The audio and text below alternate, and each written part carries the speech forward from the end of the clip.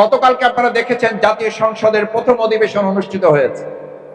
বিরোধী দল হিসাবে আমরা বাংলাদেশ জামাত ইসলামী এবং আমাদের সাথে যে জোটগুলো রয়েছে এনসিপি সহ খেলাফত মজলিস, আমরা সবাই মিলে গতকালকে অত্যন্ত কনস্ট্রাকটিভ, গঠনমূলক এবং ইতিবাচক ভূমিকা রেখে বেঁচেছে বলে শুধু বাংলাদেশ নয়, গোটা বিশ্বে এটা অত্যন্ত ইতিবাচকভাবে আলোচিত হয়েছে, প্রশংসিত হয়েছে। কেন হয়েছে? এজন্য হয়েছে যে আমরা একই সাথে তাদেরকে ধন্যবাদ জানিয়েছি, তাদের প্রস্তাবকে সমর্থন জানিয়েছি। আবার একই সাথে আমরা আওয়ামী লীগের সেই সময়ের খুনি ফ্যাসিস্টের দোসর রাষ্ট্রপতি যখন বক্তব্য দেবে, এটা এই মহান জাতীয় সংসদের অধিবেশনের সাথে সাংঘর্ষিক হওয়ার কারণে আমরা প্রতিবাদ জানানো শুধু না, আমরা ওয়াকআউট করেছি। আমরা ওয়াকআউট করে এটা দেশবাসীকে জানিয়েছি, জুলাই সনদের সাথে, শহীদদের সাথে, আহত পঙ্গুত্ব বরণকারী ভাইদের সাথে এটা সাংঘর্ষিক শুধু না, বিশ্বাসঘাতকতা শুধু না, এই জুলাই সনদকে অস্বীকার করার শামিল।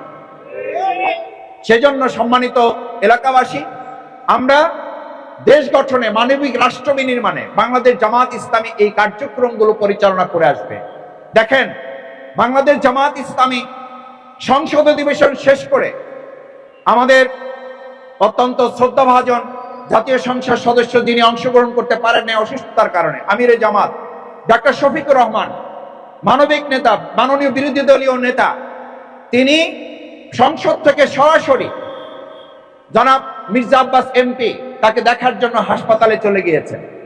আমরা বলছি, তর্কের খাতিরে তর্ক করে সংসদকে উত্তপ্ত করার কোনো প্রয়োজন বিরোধী দল মনে করে না, বরং যৌক্তিক কারণে যদি প্রয়োজন হয় তাহলে আমরা শুধু সংসদে না, আমরা সংসদে থাকব, আমরা সংসদের বাইরে রাজপথে থাকব। যদি শেষ পর্যন্ত প্রয়োজন হয় তাহলে আইন অঙ্গনে, আদালতেও আমরা জনগণের স্বার্থ সংরক্ষণের জন্য প্রয়োজনে আমরা সেখানেও পদক্ষেপ গ্রহণ করব। এবং আমিরে জামাত, মাননীয় বিরোধী দলীয় নেতা, ডেপুটি লিডার, তিনি সহ যারা আছেন, আমাদের মাননীয় বিরোধী দলীয় মাননীয় হুইপ সহ, আমরা এক কথায় বলেছি, আমাদের যদি 18 কোটি মানুষকে সাথে নিয়ে প্রয়োজনে আবার রাজপথে নামতে হয়, আমরা আশা করি সেই জায়গায় আমাদের যেতে হবে না। কিন্তু যদি আমরা লক্ষ্য করি, জুলাই সনদের কোনো একটা প্যাকেজ আমাদেরকে আপনারা ডেপুটি স্পিকার দিবেন এবং দিয়ে বলবেন এটা আপনারা উদারতা দেখিয়েছেন, এটা আপনাদের কোনো উদারতা নয়, এটা বিরোধী দল নয়, এটা এই জনগণের অধিকার ছিল। সেই অধিকারের জায়গায় যখন আপনারা উদারতা বলেছেন, তখনই এটার প্রতি আপনারা একটা বড় ধরনের তুচ্ছ-তাচ্ছিল্যতা করেছেন।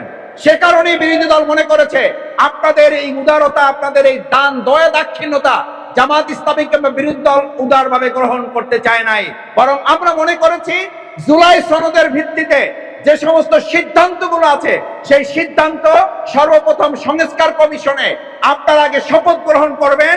জুলাই সনদকে এবং গণভোটে যে কয়েক কোটি নাগরিক ভোট দিয়ে আমাদের এই প্রিয় মাতৃভূমি বাংলাদেশকে নতুন একটা বাংলাদেশে নিয়ে যাওয়ার জন্য তারা সিদ্ধান্ত দিয়েছে, সেই গণভোটকে সম্মান জানিয়ে আপনারা সংস্কার কমিশনে শপথ গ্রহণ করবেন এবং তার মধ্য দিয়ে আমরা নতুন একটা বাংলাদেশের দিকে এগিয়ে যাব। সেখানে শুধু ডেপুটি স্পিকার নয়, যা যা বিরোধী দলের জনগণের পক্ষ থেকে আমাদের অধিকার, সকল অধিকারগুলো সেখানে সংরক্ষণ করা আছে। সম্মানিত আমার ভাই এবং বোনেরা, আজকে আপনাদের অধিকার শুধুমাত্র এই ফুড প্যাকেট নয়, আপনাদের অধিকার হচ্ছে জুলাই সনদে আমাদের কৃষক, শ্রমিক, জনতা, মজুর, রিক্সাওয়ালা তারা জীবন দিয়েছে। সুতরাং আজকে এখানে যারা এসেছেন, এটা আপনাদের প্রতি কোনো অনুগ্রহ নয়, এটা আপনাদের প্রতি কোনো দয়া নয়, এটা আপনাদের প্রতি কোনো মমতা নয়, বরং এটা আপনাদের অধিকার। এই অধিকার বাংলাদেশ জামাত ইসলামী সরকারে নেই। তারপরও বিরোধী দলের থেকেও আমরা আমাদের কার্যক্রমগুলো অতীতেও যেমন পরিচালনা করেছি, এখনো পরিচালনা করছি। আল্লাহ যদি চান, ভবিষ্যতে ইনশাআল্লাহ আমরা রাষ্ট্র ক্ষমতার পরিচালনার সুযোগ পেলে আরো কয়েক গুণ শক্তি নিয়ে আমরা এই সমস্ত কার্যক্রমগুলো, মানবিক কার্যক্রমগুলো, সমাজ কল্যাণমূলক কার্যক্রমগুলো নিয়ে আপনাদের পাশে আমরা হাজির হব ইনশাআল্লাহ। সম্মানিত ভাই এবং বন্ধুগণ, সবশেষ আপনাদের অনুরোধ করতে চাই, আসুন আগামী দিনের মানবিক বাংলাদেশ বিনির্মাণে আমরা প্রত্যেকে পাশে দাঁড়াবো। বাংলাদেশ জামাত ইসলামীর আমিরে জামাত, সাবেক আমিরে জামাত মন্ত্রী জনাব মাওলানা মতিউর রহমান নিজামী, আলী হাসান মোহাম্মদ মুজাহিদ সহ ওনারা এই কাজগুলো পরিচালনা করেছেন। বর্তমান আমিরে জামাত জনাব ডাক্তার শফিকুর রহমান একটা মানবিক বাংলাদেশ বিনির্মাণের জন্য কাজ করছেন। আমরা অত্যন্ত লজ্জিত যে গতকাল প্রথমেই যখন স্পিকার শপথ নিলেন, শপথের পর আমরা শুনলাম উনি ওনার সংগঠন বাংলাদেশ জাতীয়তাবাদী দল থেকে উনি নিজেকে প্রত্যাহার করে নিয়েছেন, পদত্যাগ করেছেন। কেন পদত্যাগ করেছেন? উনি এখন থেকে নিরপেক্ষ ভূমিকা পালন করবেন। আমরা জানতে চাই, তাহলে রাষ্ট্রপতির ভাষণের সময় যখন এসেছে, বিরোধী দলীয় সমস্ত এমপিরা দাঁড়িয়ে যখন বলল আমাদের বিরোধী দলীয় নেতাকে আগে কথা বলতে দিতে হবে এই ব্যাপারে, তারপরে রাষ্ট্রপতির ভাষণ হবে না হবে সে ব্যাপারে সিদ্ধান্ত হবে কিংবা সে ব্যাপারে পদক্ষেপ গ্রহণ করবেন। কিন্তু আমরা লক্ষ্য করলাম আমাদের বিরোধী দলীয় নেতা, আমাদের বিরোধী দলীয় উপনেতা, বিরোধী দলীয় হুইপ, তারা যখন মুখে কথা বলতে বলতে তাদের কণ্ঠস্বর পর্যন্ত জাতির কাছে, গোটা বিশ্বের কাছে পৌঁছে দিতে গিয়ে তারা যখন কণ্ঠস্বর ভেঙে ফেলেছেন, তারপরও আমরা দেখেছি স্পিকার 1 সেকেন্ডের জন্য তাদেরকে মাইক না দিয়ে স্পিকার ওই সময় নিরপেক্ষতা হারিয়ে ফেলেছেন।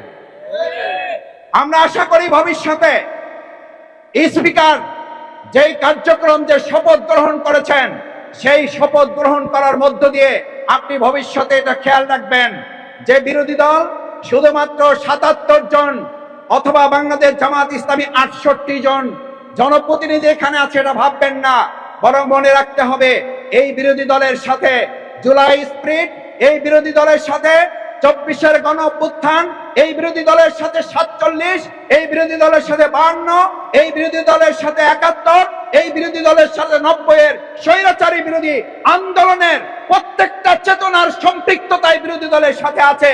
সুতরাং আগামী দিনে এই বিরোধী দল, আপনারা কেউ কেউ মনে করেন যে বিরোধী দল 77টা কিংবা 68টা যে কয়টা আসন পেয়েছে, এই আসনগুলোই মূল আসন ছিল না। আমাদের অনেক ভাইয়েরা জানতে চান, ভোট দিয়েছি এক জায়গায়, এমপি হয়ে গেছে আর একজন। সুতরাং 4.5 কোটি মানুষ যারা গণভোট দিয়েছে, এই 4.5 কোটি মানুষ আজকে অপেক্ষা করছে আর একটা নতুন বাংলাদেশ বিনির্মাণের জন্য। তাই আমরা চাই সম্মিলিতভাবে কাঁধে কাঁধ মিলিয়ে এগিয়ে গিয়ে সংসদকে কার্যকর করে আমরা কার্যকরী ভূমিকা পালন করব। সেই ক্ষেত্রে বিরোধী দল হিসাবে বাংলাদেশ জামাত ইসলামী তার জায়গা থেকে আমরা আমাদের কাজ করব, কথা বলবো।